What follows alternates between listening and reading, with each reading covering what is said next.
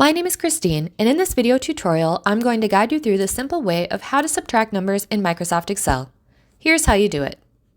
To start off, please know that there is more than one way to do subtraction in Excel. Some of these methods can be a little more advanced, so today we're going to concentrate on the basic way of how to subtract two numbers in a table. We're going to use this table here to go through everything step by step. You'll see that there are numbers written in columns A and column B. Thanks to an easy formula, we'll be able to subtract them and the result will show in column C.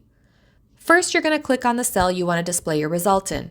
I'm going to click on cell C2 for our first calculation. Find the equal key and press it. This works as a signal to Excel to say that we want to start off some kind of formula. Then we're going to click on the cell that contains the number that we want to subtract from. In this case, it's cell A2. Once we've selected the cell, you'll see that it will show after the equal sign.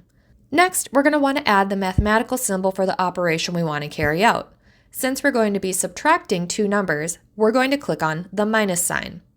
After that, you're going to click on the cell that has the number that you want to subtract. In this case, it's B2. So what we've done is told Excel that we want to take the number from B2 and subtract it from the number in cell A2. Hit enter and you're done. The result is going to show up immediately.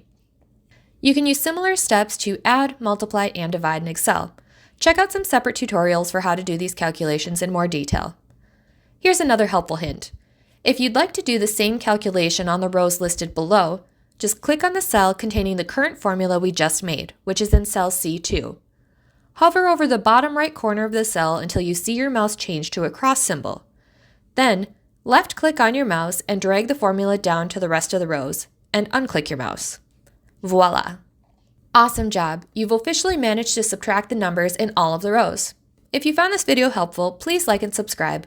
Check out some of my other videos too to make Excel quick and easy. Thanks for watching!